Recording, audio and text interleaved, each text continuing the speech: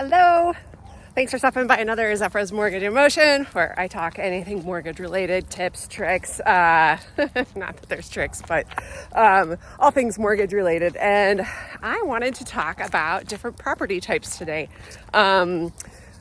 One of the videos that I did, we talked about one of the credit factors that changes interest rate is what type of property it is. So just kind of wanted to go over some really basic versions. There are so many different types of properties. Unique properties tend to be higher risk.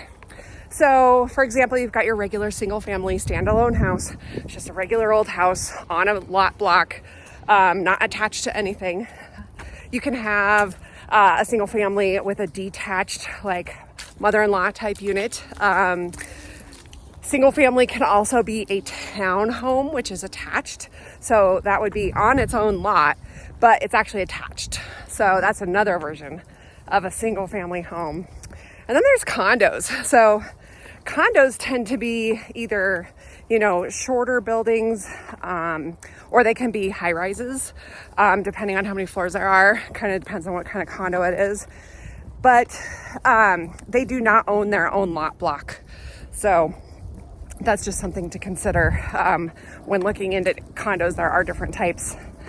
Duplexes or multiplexes, that's where it's kind of like a townhome. Most of the time they're gonna own the land underneath them, and there can be multiple units. Sometimes there's just 2, sometimes there's 4, 6, etc. You can buy the whole unit together and own each of those units, or just individuals. Let's see, barndominiums have been an interesting topic lately, where essentially you've got like this giant garage and then you've got a living unit that's in it.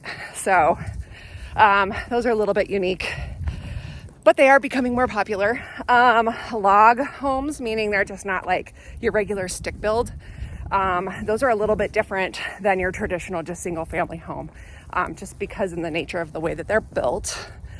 Let's see, what else? Sometimes your property can be kind of mixed use for residential, where maybe the front of the building or the residence is commercial, meaning maybe it's like a storefront, and then the back side of it is a residential section. There are requirements for a certain percentage depending on county and different guidelines for different loans types, that if you have a mixed use property like that, the percentage of residential usually has to be quite a bit higher than the commercial part, but it varies per program. Let's see, what else? Cabins. I think people have asked me, like, is there anything funky about cabins? Well, I guess it depends on what kind of home it is. Is it a log home? Is it a dome home? Sometimes they get very unique, and so that can be kind of just something to look out for. Now, when it comes to what kind of property it is, you can always go to the county website, and it'll give you the legal description of the home.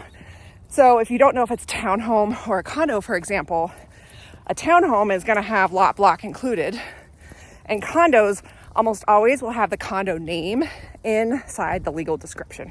A lot of the times, if there's like a subdivision or something like that, the name of the subdivision is kind of included in there too, and you can look up more information. So the reason I wanted to go over this is, one, because interest rates can be different.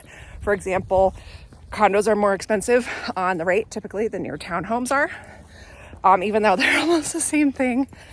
If it's attached versus a detached single family kind of home, sometimes the one can have a higher risk than another. Kind of depends on the county and some other stuff. Sorry, Mr. Duster is sniffing. But you can also just give me a call, and if you are having a hard time looking up, well, what kind of home is this? I'd be happy to go and look everything up for you. But before you go and buy something, it's good to know exactly what you're getting into and what kind of home it is. Some people don't really think of the differences between them. And if there's HOA dues with one type or another, or what's included with those HOA dues and what you're covered on. So that was the last video I did, was on HOA dues, which is why I thought, let's talk about different property types.